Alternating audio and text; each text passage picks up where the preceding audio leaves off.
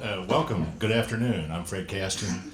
Delighted to have you here for Let Them Talk, which is the French Quarter Festival and New Orleans Jazz Historical National Historical Park National Park Service sponsored series of discussions with great New Orleans and Louisiana musicians. Also, thanks to the Hogan Jazz Archive, the Midlow Center at UNO, and to the Louisiana State Museums. We're in their space here, a gorgeous, lovely new space that's been open several months now and has proven to be a really big plus for New Orleans, and a lot of great things will be happening here. It's a beautiful day at French Quarter Fest. Glad you could join us inside here for a few minutes. We are the specialists here in air conditioning and flush toilets, ladies and gentlemen, so if you need to avail yourselves, you're in the right place. But put that off for a minute, because we've got a very interesting person that you're going to want to find out more about here. One of the greats in New Orleans music for many years, and has, by his self-admission, become a man who is growing old gracefully, though he's not there yet. Say, "Oh man, you lived here all your life?" He said, "Not yet." And so this guy hasn't, but he has been here in New Orleans most of his life, and making great music for much of it. The great George Porter Jr., ladies and gentlemen. George, where were you from? Born? Where are you from? That kid will say, "I'm a child in hospital, baby." Chad Hospital, baby. Yeah. Burn, George, burn. And what neighborhood did you grow up in? We grew up in the Third Ward. In fact, I was like in the next block from where Falstaff Brewery used to be at, on Gravy Street. I was like one block from Falstaff Brewery and 2 blocks from Parish Prison. Strategically centered there. Well, that kept me very centered. You're right. That's a part of town that's actually having a nice rebirth now. Yes, it was actually, I kind of passed through that the other day. It looked like it's doing real well, and somebody's spending money. Yeah, always a good thing. Yeah. Well, as a youngster, were you attracted to music? Was music something you were interested in? Yeah, absolutely. I kind of think that in the house, my father was into the bebop things, but he wasn't like the heavy guy. So he actually was a big fan of Sonny Stitt and this other guy's name, I can't think of him. But, he didn't like the kind of the Coltrane's and those guys. He was mild, more of kind of a laid back kind of jazz listener. And my mom sang in the choir at St. Catherine's School, so I got gospel. Well, I got not gospel, but Catholic church music, and jazz.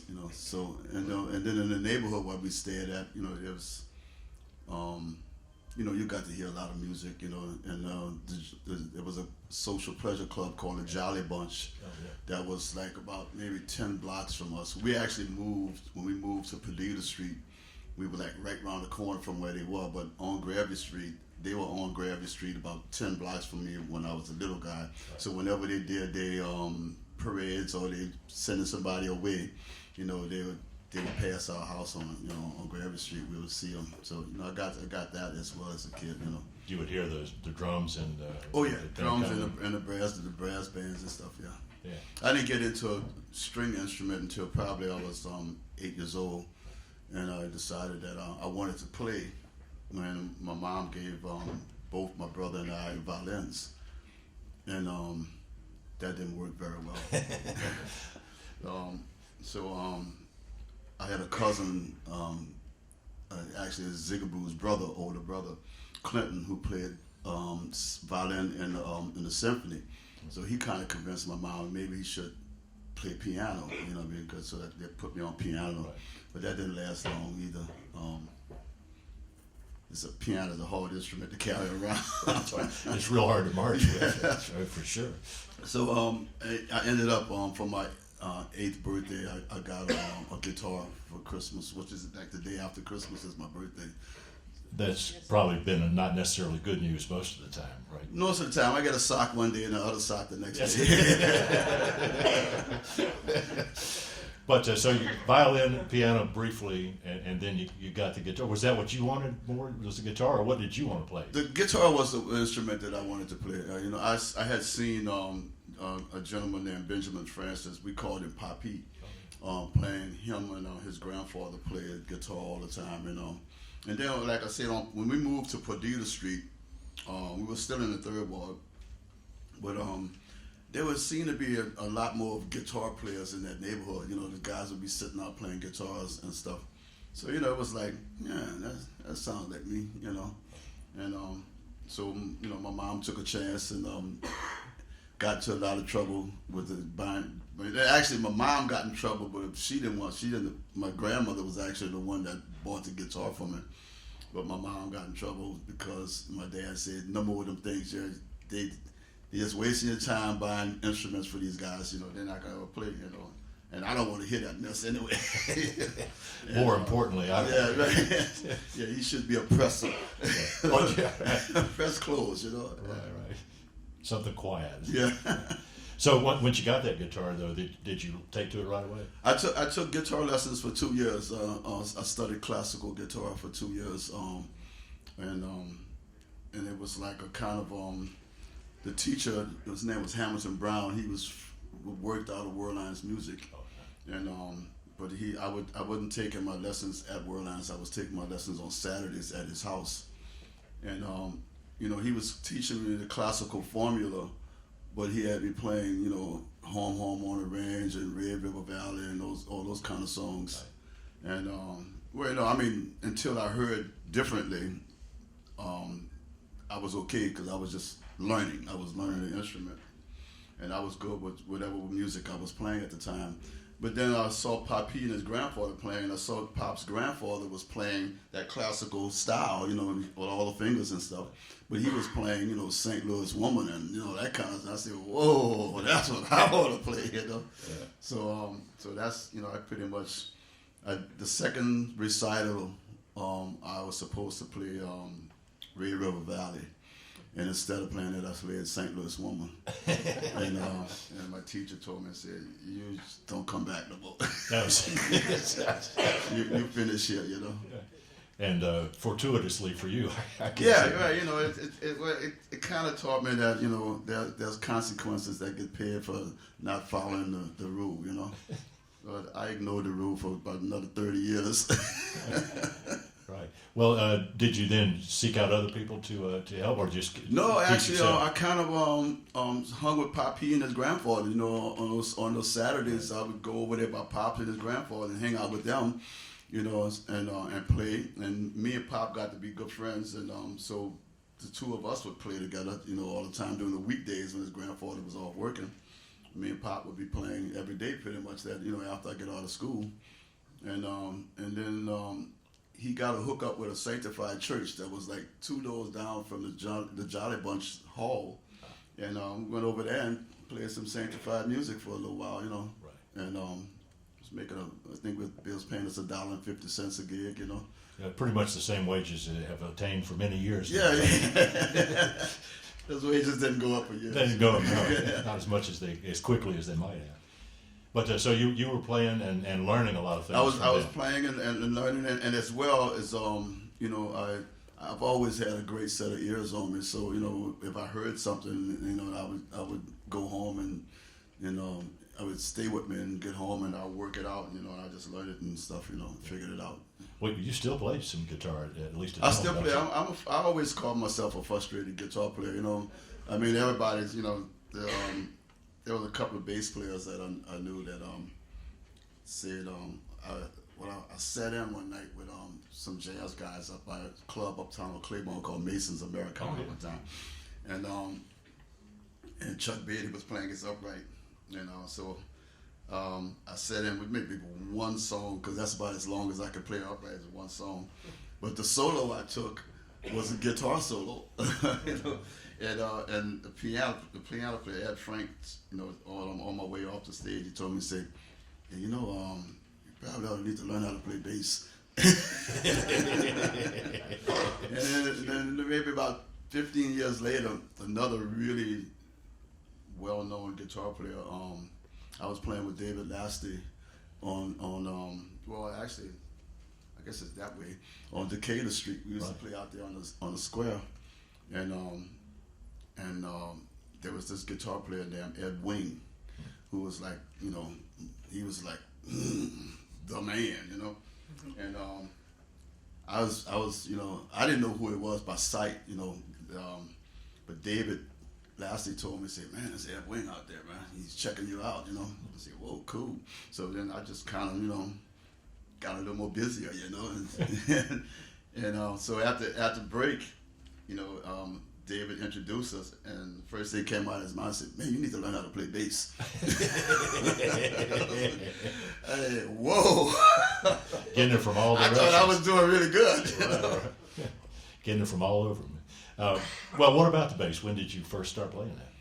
Well, it's almost immediately, because when you're studying the classical formula, you're actually learning how to play bass as well, So yeah, I was, when me and Poppy would swap off, he would play bass sometime, and I would play guitar, and I would play guitar, and he would play bass, because he's a bass player as well, Right.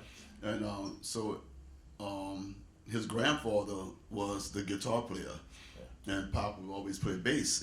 When I kind of got involved with, as his Pop started showing me the playing the bass to these songs, so that left Poppy open to play guitar. So we kind of swapped up and did everything. What kind of tunes were you learning with those guys? Wow, that's a good question. Well, like it was the kind of the traditional songs that would go under the blues kind of traditional blues things. Like I said, St. Louis Woman and what's that? Is that St. Louis Woman? I hate to see the evening sun. St. Louis Blues. That's St. Louis Blues. Yeah. So those kind of tunes which are kind of leaning towards what a lot of what they would call the trad bands were playing those kind of songs. But I didn't get to hear none of that kind of stuff until years later. Way down the road a piece. Yeah. Well, now you moved at some point out of the 3rd Ward to the 13th, didn't you? Yeah, I left the 3rd Ward. I must have been like 13 or 14, something like that. My mom and father separated, and she took myself and my little brother, and we moved up until the 13th Ward, which at the time it was called the Nevilleville, and so then I started. Getting involved with, I had been knowing Earl King for pretty much earlier years. How'd you meet Earl? I want to say it was a guitar player named Herbert Wing that subbed me out. Earl called him, needed a bass player, and Herbert was couldn't play the gig because he had a fraternity party that night. So he sent me to play the gig, and so I was 15, I think, or something like that, and it was another frat party, Right. and so I went to play with Earl, and hearing Earl's music over the radio, or pretty much as from a kid, I mean, we listened. Actually, I want to say it was WBOK was, but then back then, as I remember, was it WTIX? I believe it was. Played a lot more of New Orleans music than they are doing nowadays. Is that still around? They are back. They're in FM now. Yeah, they were AM in those days, and they had the big pop wars with NOE. Oh, okay, all right. Of the day, they were playing the top 40. Right. But they would also play some considerable amounts of right. New Orleans. I mean, that's how I got to hear Fats and Fess and. And a lot of the Ernie Catos and all that music was getting played between BOK and WTIX, Now, did you have like little guys about your age that you played with some too? Everybody was older than I. I was a baby. I was a little youngster. There was a lot of the guys called me youngster. They didn't even know my name. Come here, youngster. Youngster, get over here. I was cool, man. I was a sponge. I was there. I was there to learn. Yeah. And I went there with the idea of learning how to play and listening to guys who I got to hang out with guys who was on the radio, which at the time was like a big deal. Right, pretty hip. When you moved to Nevilleville, you knew Earl already. Did you get to know the Neville? I went to Cyril Neville and my little brother and Zigaboo were in a grade below me, and so I got to kind of knew Cyril a lot more than Art and Aaron, but we kind of from afar, cause we knew him, and I got to hear I think it was the Hawkettes band practice in Art's mom's house over there on Valen Street. I got to hear some of that, but actually at the time I wasn't. I don't know. To me, at that time, the Nevilles had more ballad kind of stuff, that was more famous than any of the things that was kind of leaning towards the neighborhood that I musically was interested in. Right.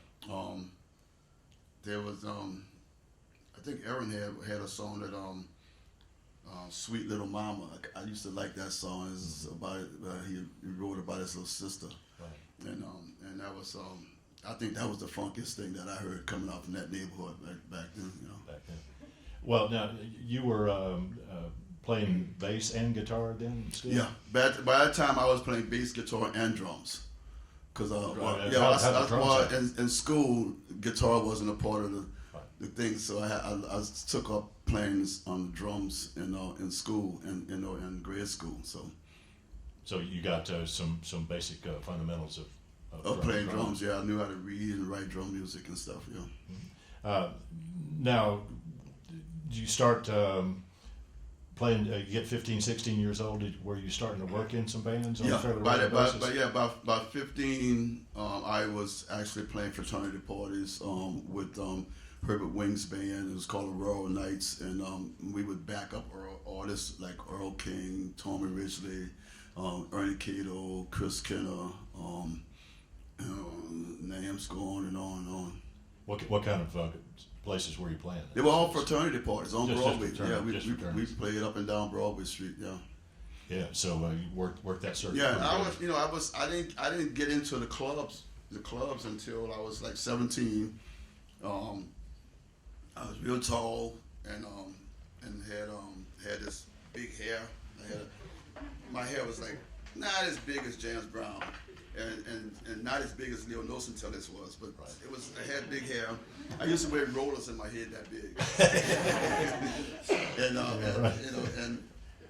So being tall, the dark sunglasses got me into the club called the 808, where I met Walter Washington and Frank Moulton, and they were playing there. I think like 3-4 nights a week. Where was the 808? It was on Cadiz and Cadiz and Roberts, upside down up off Fred Street. Oh yeah, it's right behind Baptist Hospital. I think it's still a vacant lot now. But Walter was playing there, and at the time I kind of got into there. The bass player was he was lazy. He could play. He was a good player. He just was lazy. And I guess because he played so well, thought he could be lazy, so I checked him out a couple, maybe 2 or 3 weeks before I made a move on him, and made a move just to make basically set in. I just wanted to set in. I didn't have any idea that I was going to take his gig, but just to set in, I just going to kind of suss out what the band was doing, and I had learned a lesson because before that happened, I went to a club called the Dewdrop Inn, and I had listened to this band play. And I've been there like maybe 5 or 6 times, and the band was playing, all night long. They'd be playing blues, and they would be playing blues, and it'd be swing blues or slow blues, or it's just always 12-bar blueses, So I said, I could do this, I didn't have no problem with that. So I got up the balls one night, and there was a keyboard player named Ching Ching, and he was playing the walking bass. He would play the keyboard bass, and he used to have a bass guitar on the stage, sitting in the amp and everything, but nobody ever would play it. Well, I didn't know at the time that Ching Ching was also a bass player. So. I got the kahunas up to go up and say, hey man, can I sit in? And he said, yeah, come on, youngster. And so I jump up on the stage, you know, and the whole idea was in my head, we was gonna play a 12-bar blues. He called a song called Tune Up. And Tune Up is a song where the chord changes on every bar. you know, so it's like, and I mean, it went through the whole formula. It went 1, 4, 7 times, go all the way down and come all the way back around, you know. And I didn't have a clue what they were doing. What the hell is that? I think it's a Sonny Stick tune. And then Ching Ching was hollering, "Come on, youngster, catch up. You know, and I'm trying to play blues changes, and I hear this stuff going on. I said, man, this ain't right, man. So he gets off to the organ, grabs the bass drum, and he commenced to walk. And the tempo's like this. You know, and he just commenced to walking. And it was like, whoa, you know. So I went home that night, you know, with my tail between my legs, you know, and I was like, oh my God, how am I ever gonna show up in here? You know? And I went home and I learned that song. I went home because the music stayed in my head, you know, and I learned that song that night. I went to bed with my guitar in my hand, you know, and me and the guitar went to bed together. And that next morning, I played the chord formula to the song. You know, so I knew the song. I mean, you know, it was like a kind of thing. You know, I had the bass line kept going around and around in my head, so you knew that when you're playing certain parts of the, you know, when you're playing the chord formula, what's a minor and what's a major. You know, it's just going down the progression. And I figured that song out. You know, and said next time I went, which was like maybe 2 months later, I stayed away for a while. You know? Yeah. I said, I'm not going back. You know, these guys, they cooked me. You know, but I went and hung out at the 808 and played with Walter and Frank and them, and ended up getting the gig because the Overton was the bass player's name. He was, you know, a great player, man, but he's just lazy, you know. He was sitting up on the stage and played with one hand, had a drink and a cigarette, a cigarette and a little finger and a drink, and he would. And, you know, and he did it really good, you know. And so I asked to set in, and you know, Walter and them back then was doing Bobby Blaine and you know, doing the R&B stuff, you know. So I can hang with that, you know. That was no problem. I even though I might not knew the names of all the songs, it was just, you know, musically, I don't know, it's something about playing intervals. I was very good at that. I can hear changes. When they played a change, I heard it. But I think Tune Up taught me that. Right. You know, Tune Up taught me to listen to intervals. And I knew when you went to the full chord, I knew when you went to an augmented fifth or something, stuff like that, or res 5. I knew what happened. I knew where it was going. And most of the times, guitar players, like, you know, they send up flags anyway. They'll play a chord and change one chord, meaning I'm going somewhere else. So, you know, from what that chord he plays says where he's going, you know. So if you're listening to it, you know, listening to the band, or the piano player, either one, or somebody in the band usually plays, you know, they're playing a dominant 7 for a chord for a while, and then they'll change it to another 7. And, you know, and all of a sudden, now you know he's either going to a full chord, and mostly likely he's going to a full chord, you know, when he plays that 7. You know? Throwing you musical cues. Yeah. As to the structure. But the structure was something. They don't be knowing they're doing that. They don't, you know, they're tricking you. You pick it up. You're just supposed to be hearing it. You know? You hear nobody, you know. I learned that also playing with Snooks Eaglin, you know, because Snooks never called changes. You know, he just played them. You know, and you just paid attention, you know. And I mean, there's a video out there, right? Every time I see it, I laugh. But boy, it was rough. I mean, he played a Ray Charles song, and it was at Rock and Roll, and man, he called the changes. You know, it was like, wow. Snooks is calling changes. What can I say? I'm cool with it. But he called the changes through the whole song. I mean, you know, he just like thought that I would never grab it. Never gonna get it right. He called the changes the whole song. I was just saying this. I got it, Snooks. A flat. You know, so every now and then somebody sends that. You know, YouTube me that. You know. Well, Ching Ching taught you a great lesson. Ching Ching taught me. I credit probably my wonderful ears to Ching Ching, you know, because he, unbeknownst to himself, he sent me home to learn. To learn, yeah, and it made a big difference in your understanding of how things worked. Absolutely. Yeah. Well, I just read in Ben Sandmel's book, which I highly recommend, about Ernie Cato, that that Walter had actually gotten Ernie's guitar, Oh yeah. and that's how he first got a guitar. Was they're first cousins, and Ernie, when he started concentrating on singing, he gave Walter his guitar. The guitar. All right. So interesting how these things work. So Yeah, I never knew that Cato played guitar. I've never seen him play yeah, I guitar. think he played for a couple of years, and then he started hitting bigger as a singer, and put it away or gave it to Walter. Thankfully, Yeah. because he became a really great player. So you were working with those guys. So what else were you doing in those days? In school and playing hooky. You were what, 16, 17? 16, 17, and kind of got out of ninth grade, passed the 10th, and decided to go on the road, and kind of dropped out.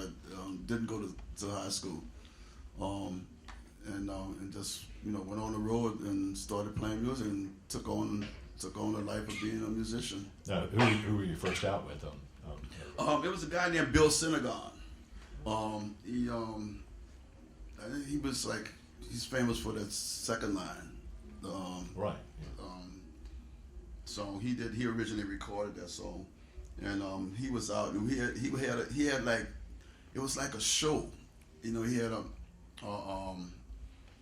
had converted like a little what you call those trucks, like a panel truck back there, and he had bought seats. I mean, he may have been the first guy that created a 15-passenger van. I think they might, Bill might have been the first guy to do that. But he had took this van and put these seats in it and had room in the back for the gear, and he had a shake dancer, he had a singer, a female singer named T.T. Gonzalez, and then. Well, Herbert Wing was in that band for a little while. Then Walter played with him for a little while, and I played bass. And Bill was also a bass player, but he would only come on stage when he played upright. He would only come on when they played second line. Right. All the rest of the time he was out, dealing, right. And so and that was my first road experience. I went out with Irma Thomas for a little while. Between the Earl King days, playing, back then going on the road was going to Baton Rouge, right. Jackson, Mississippi, Well, Highway 61. Yeah, right. 3 hours to get there. Highway anyway. 11, that was going on the road, Yeah, so you did get that pretty steadily from then on. Pretty much, yeah, pretty much. That was pretty much the program. Yeah. When did the thing that turned into the meters get started? Well, Art Neville, like the first time I got to play with Earl, was Art called Herbert Wing up to play a gig with him.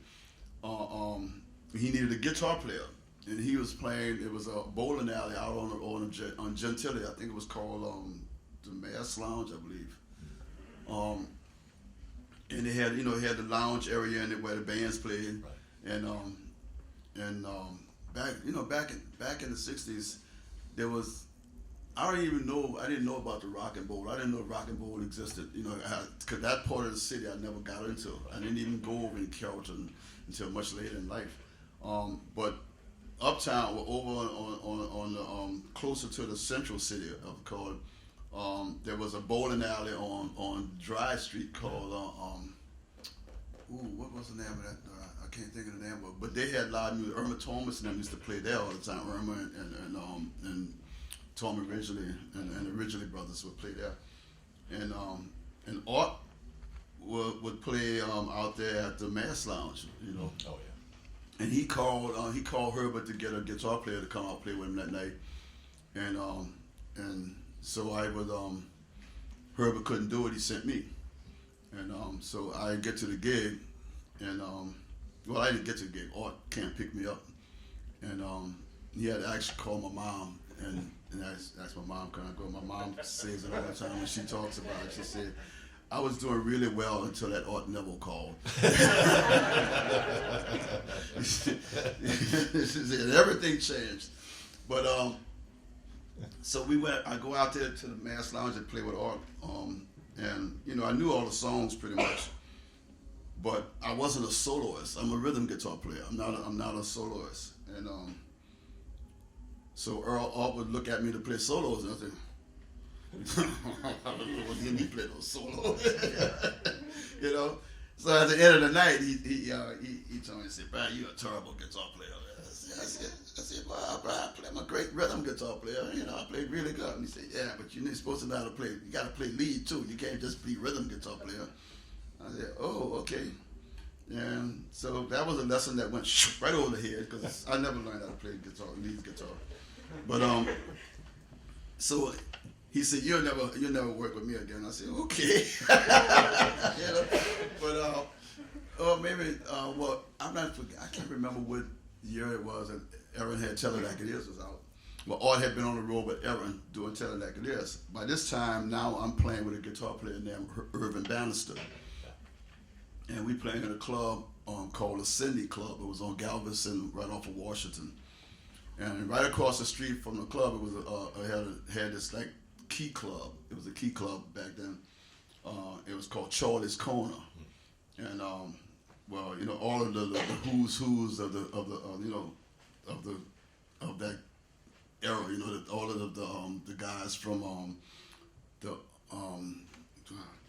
Jolly Bunch guys. You know, the Zulu guys. You know, all those the guys. You know, they had keys to this club, and well, Art Neville happened to be one of those key guys. You know, and Fats Domino would be there all the time. In fact, when we were playing across the street, Fats would show up after having a really nice long night over at Charlie's, and he'd come over, and you know, just about 30 minutes before it's time for us to get off, and he want to come sit in, and we'd be there for another 2 hours. Because once Fats sat by the piano, he just wanted to play. He played all night. So it'd be just, you know, the joint would pack, you know, get packed all over again. We never made no more money, No. You know, but we was there until Fats decided to stop playing. You know? Well, this particular night, Art followed Fats over, you know, and so I'm playing bass now, and Art heard me playing bass, and he after the gig was over, he'd walk up to me and say, "That's your instrument. That's the instrument you ought to be playing." I said, "Well, that's the one I've been playing for about a year and a half now, you know." He said, "Yeah, you want a gig?" You know, and I said, "Well, you know, maybe when Art Neville offered you a gig, it's like, yeah, you know, absolutely, you know. I mean, I figured I was moving up, and you know, because Irvin Bannister was, you know, Irvin Bannister, if you're Danny White, singer Danny White. Well, Irvin Bannister played the guitar solo on "Kiss Tomorrow Goodbye," which made him famous. You know, I mean, everybody, you know, because "Kiss Tomorrow Goodbye" was as big as "Tell It Like It Is" in New Orleans, if not bigger, you know. And so, you know, Danny White was like the man, you know. So Irvin Bannister was like the man number two because he played that solo, you know. And, you know, he said his claim to fame was that solo. We played that song 3 or 4 times in the set, you know. Or after just about the end of each one of the sets, you know, we would play "Kiss Tomorrow Goodbye," you know, so Irvin could play a solo, you know. And so Art asked me about playing a gig. I said, "Yeah, well, what you talking about?" Well, at the time, there was a new club had opened up on Carondelet and Louisiana Avenue called the Nightcap. And Art had decided that he was going in there, and there was a keyboardist playing named Sam Henry. Was playing that gig. Leo Nosentelli was the guitar player, and Art pretty much took the gig. He not only took the gig, he took. Oh yeah, no, actually, you know, the saxophone player was in that band too, Gary Brown. Oh, yeah. So Art hijacked Sam's gig and 2 of his musicians. You know, so that's how we ended up. You know, that was like what would be considered the pre-meters thing. We played the Nightcap, and it was a different drummer when we first started the gig. It was a young man named Glenn. I never did know what's his last. I can't ever remember his last name. But he got sick. He had to go in for a minor surgery, and Zig was playing drums with Deacon Jones, and so Art got Zig to come play, you know, that weekend with us, and Glenn came in that Sunday night to see us play, and heard Zig playing on his drums, and the story is that he just decided that he wasn't going to ever get his gig back. And it was that Monday, Alfred called up and called Art up and said, "Hey man, your drummer just quit. He can't pick up his drums and left." So He saw the handwriting so on the at that wall. point Zigaboo got the gig. And then there the meters were. That was still pre-meters. We still had another year and a half, 2 years before we actually went into the meter thing. Yeah. We played the nightcap for probably another 6-8 months, and then moved to the Ivanhoe on Bourbon Street and played down there for a year and a half. Now, was Gary Brown in the band also? Gary still? Brown left the band after about 3 months in the French quarters, and he left because of controversy. Which is? I don't know. It was one of those stories. While we were down there, Martin Luther King got assassinated while we were playing. 68. And just one night, this couple was sitting at it was a piano bar, so Right. people were sitting at the bar, and the people were sitting right in front. Gary, and as a black man, I guess we were all a little angry, Right. and the people kept asking Gary what's his name, and he wouldn't say that, so they kept on asking what was his name, and he said TN, and he said TN. He said, what's that? And he said, tough, the N-word, and the husband got upset, and he went to the owner of the club and said, that's so much, disrespecting my woman, and stuff like that. So the owner told Art, man, you got to calm Gary down, and at that point, Gary just felt that, man, because he was the only dark-skinned guy in the band. The rest of us was, red with nappy hair. So occasional curlers. So Gary quit the band. He said, "I'm the only black man in this band." So I agreed with him because I always said I was an Indian anyway. So you're at the Ivanhoe and the quartet. For a while? By that time, now we are 4 pieces, and Alan Toussaint would frequently drive and park his car on the sidewalk, well, not in the street, and listen at us play, and so one day Marshall Sehorn came in and told Art that why don't you bring your guys down to the studio, and Alan wants us to try y'all out for something, So we went down and Alan tried us out on some tracks for Lee Dorsey, and the rest is history. The rest is history, and great history at that. Now, were you guys writing tunes in those days? Not really. It was after maybe 6-8 months. We were finishing up a Lee Dorsey session, probably like the second session Lee Dorsey record we had started on, and Sehorn would he came over, the little mic came over and said, "Why don't y'all lay down something, lay down a track or something." Well, the four songs we did was which eventually ended up being Sissy Strut, Sophisticated Sissy, Here Comes the Meter Man, and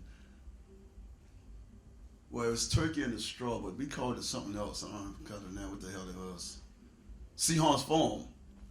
That was the A and B sides of two singles, and Sophisticated Sissy and Sehorn Foam went out first, and climbed the charts really well. Got inside the top 20. No, got inside the top 50. So like 30 something or something like that, and they released Sissy Strut second, and that climbed up and got it inside his top 20. And at that point, Marshall came and gave us a contract and a big old check with a lot of money on it. You know, he showed us the check first, and then he gave us the contract. The usual order of things. You know, it was like, man, you know, I'm saying it was like 20 grand. You know, he gave each one of us 20 grand. You say, wow, you know. Immediately, I moved out of my house and moved into a motel. My old lady said, "Are you crazy?" You know, and so you know, it was like, yeah, that was like the beginning of the Crazy Man. Right. Now, the group was known as the Meters. At that time, we were called. We had changed the name to the Meters. There was 5 names went into a hat. And Marshall pulled the names of the hat out the hat. We never saw the name he pulled out of the hat. Oh, man. But it was the Meters, and that was the name that Alan had put in. So, again, the sleight of hand. Yeah, right. The check first, then the contract. Well, was it apparent to you, George, to you guys, after you got playing together for a while, did you begin to feel that this was something really special? No, I don't think the band ever realized the special thing, you know. I really don't. You know, I've said that, you know, and, you know, they would all argue with me about it because, you know, the things that we musically disagreed about, you know, was the ideas of changing our concept, you know, to be like the rest of the bands out there, you know. I mean, the actual fact that everybody wanted to have a gold record hanging on their wall was, you know, cool. I understand. I mean, there were bands that used to open for us that had gold records now, you know, and so there was, you know, but I kind of thought it probably had more to do with who was running our business rather than what we were doing, you know. But, you know, the band, the songwriters per se in the band, you know, felt that that we needed to start writing music that was more competitive with, you know, with the industry. Well, I mean, an instrumental band didn't really do that well. It was tough, yeah, to hang in there. Man, yeah, mainstream stuff. You know, it didn't get that radio play like a vocal song with some great lyrics. You know. Right. But it certainly proved to be in the course of events a important. My thinking about it is if you ask somebody what's the most favorite Meter song, they'll say Sissy Strut, instrumental. Right. You know, yeah. You know, so. Had the right thing, had the right formula from early on. Yeah, we just, you know, I guess we just evolved, you know, and whatever, you know, whether it's good or bad, you know, I just kind of thought that that we had our hands on something that we just didn't know enough about, you know. Yeah. Well, how long did the first go around with the Meters last? Till 1977. Yeah. So that was about 10 years. I mean, 8 or 9 years for sure. And the band kind of went away for almost 15 years, I think, something like that. Now, when did you start the Runnin Pardners? I was thinking about that the other day. Well, they gave me that, Offbeat gave me my Lifetime Achievement Award. So I sent an email off to guys in the band asking how long they've been playing in the band, you know, we've been playing together. And Tracy Griffin sent me back 27 years. Wow. So Tracy was in my original Runnin Pardners band, the first band that, you know, but the original Runnin Pardners band was just a trio. It was three guys, Phil Parnell, Hurley Blanchard on drums, and myself. And then it actually was it was Phil Parnell's band, but the club owner wanted to use my name as the drawing card, you know, and I didn't feel comfortable with that as Phil's band, you know, so and Phil didn't really like it, but he didn't say nothing because he wanted to keep the gig. So I kind of quickly thinking, say, why don't we just give it a band a name? It's a band name, Then you can say featuring, something like that. And Phil kind of smiled on that one, and I said, cool. And so the club owner kind of came and said, well, what do you want to call it? And I think he said that he called it first. He said, well, that's your running partners, and all these guys your running partners, and I said, that's a good name. Didn't even have to put anything in Yeah, that. I just changed that. I just changed that T, took away that T and put a D in there, and took off the G. Yeah, a little sculpting there. Yeah, I made it New Orleans. Yeah, that's right. And so that band's been together now since the mid '80s. I mean, off and on, but various incarnations. Yeah. But pretty steady. It went from a trio to 4 pieces to 5 pieces, and then it went up to like 9 pieces, and it went back down to 5, and it came back up to 8. And it kind of bounced around. When I kind of stopped playing the band because it was just too costly to be on the road. We couldn't really tour with that band because for 2 reasons. One, the band was too big, and the second reason was that all of the guys that was in the band had tenure. They were teachers and postmen. So they had insurances and stuff. They couldn't walk away from a real job to go out on the road. So so I would always be in somebody else's band just to keep the bills paid. Right.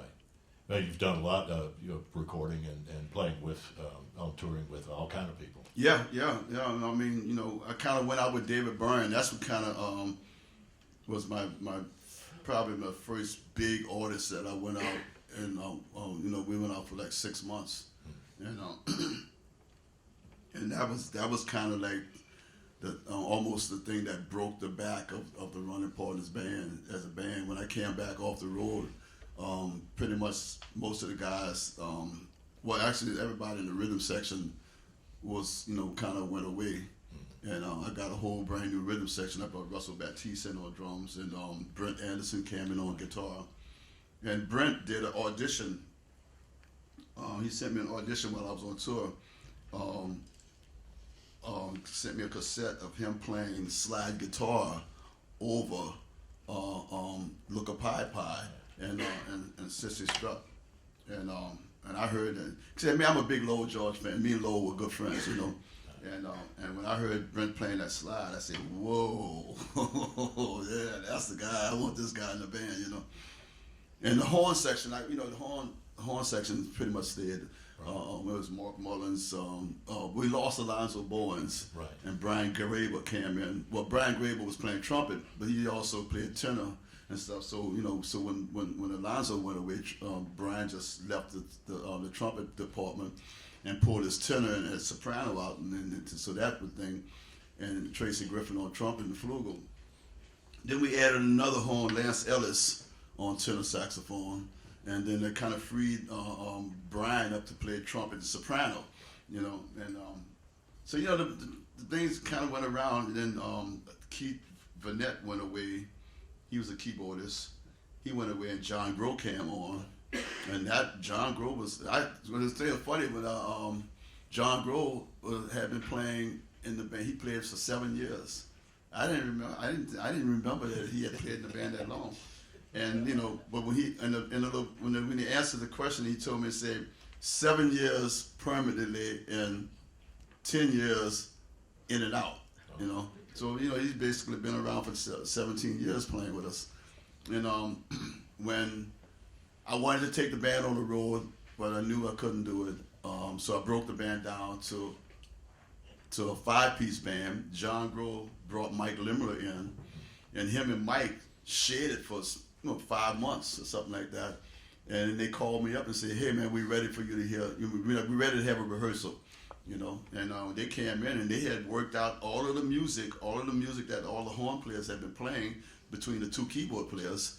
And that's my wife hated it because she was a big horn band. She liked the horn section, but But that band played pretty well. And then when John, decided he wanted to go off and be his own band, he took my drummer, which is what is his name? Jellybean. Jellybean went with John. Jeffrey.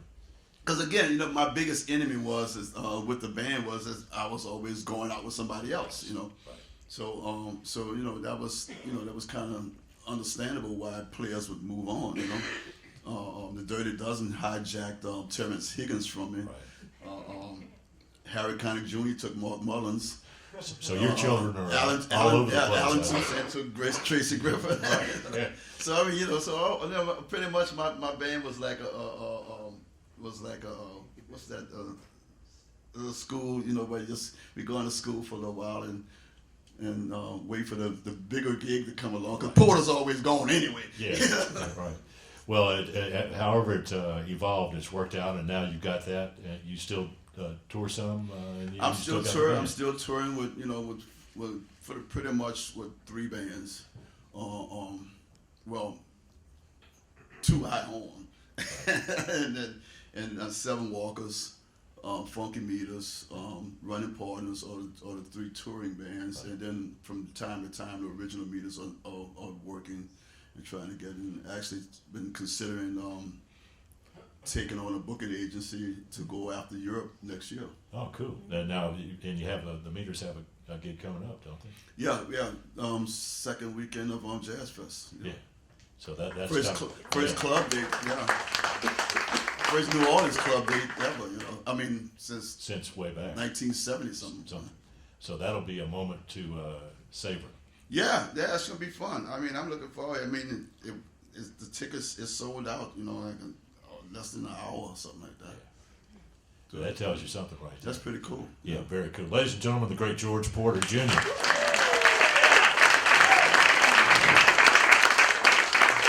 Now we have about 5 minutes for questions. If anybody's got questions, we'll entertain those.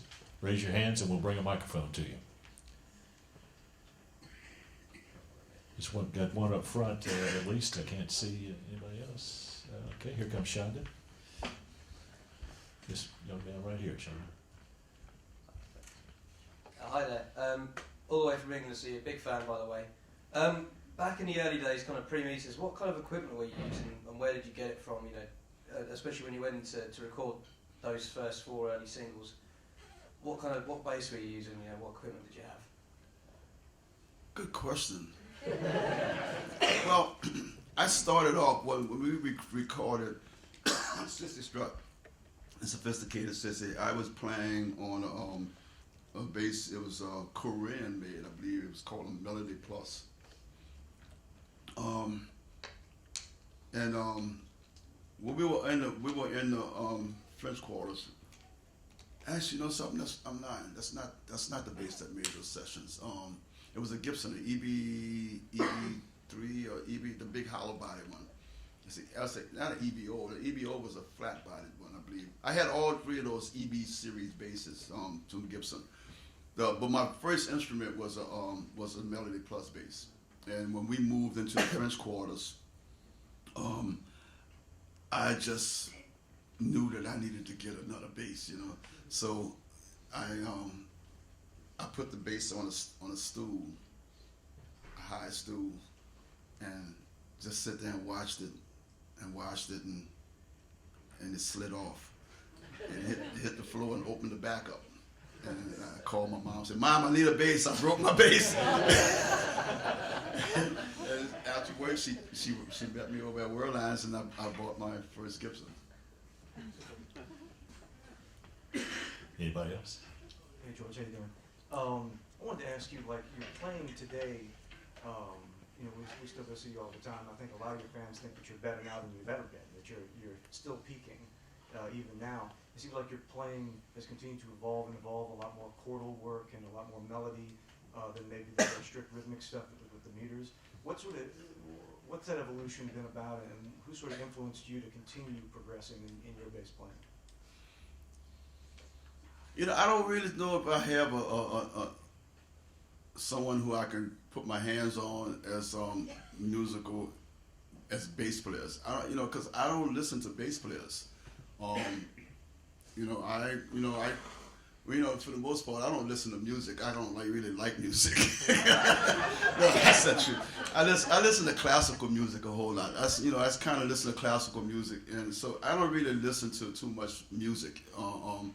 So I don't really have someone I can just put my hands around and say, I think Earl King, when he passed away, it was like, for me, the greatest music person I knew just died, So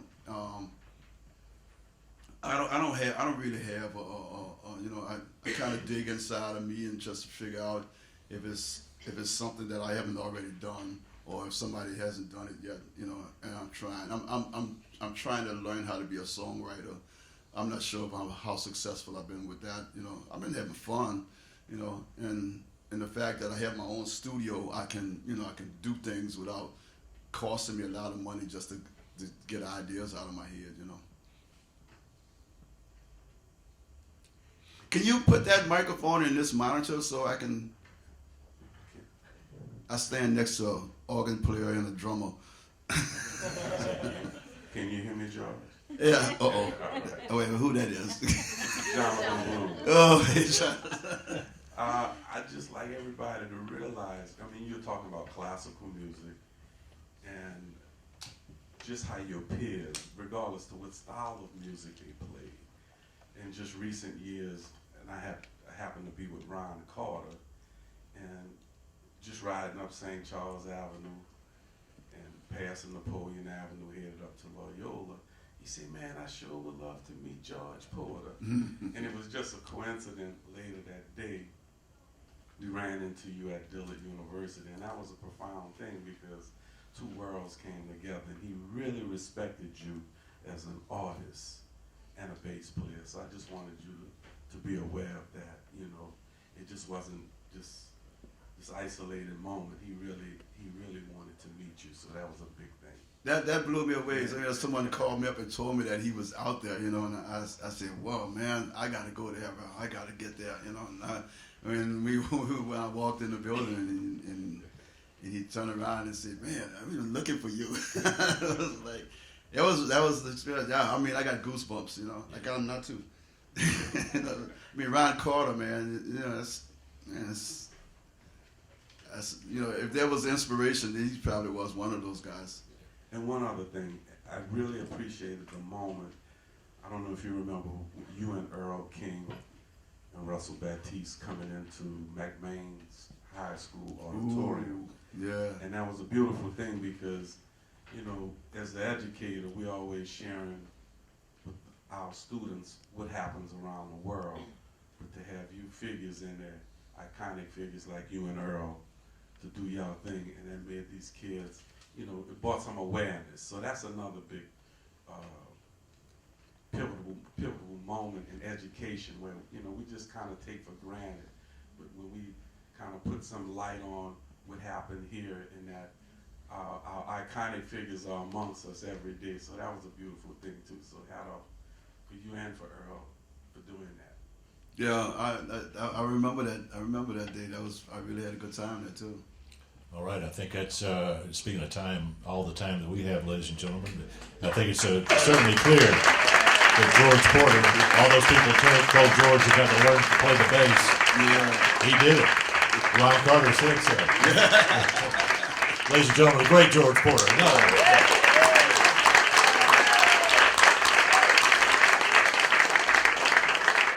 And don't go away, Mr. Jonathan Bloom, who was just talking, and his mom, Ms. Shirley Chatters Bloom, are going to be interviewed by Al Kennedy next, and they'll have some really interesting things to say. They are the recipients of this year's Clyde Kerr Senior Award, which is given for outstanding accomplishment in music education. And they're great people. You'll find out more about them in just a couple of minutes. I hope you'll stick around for that. Thanks.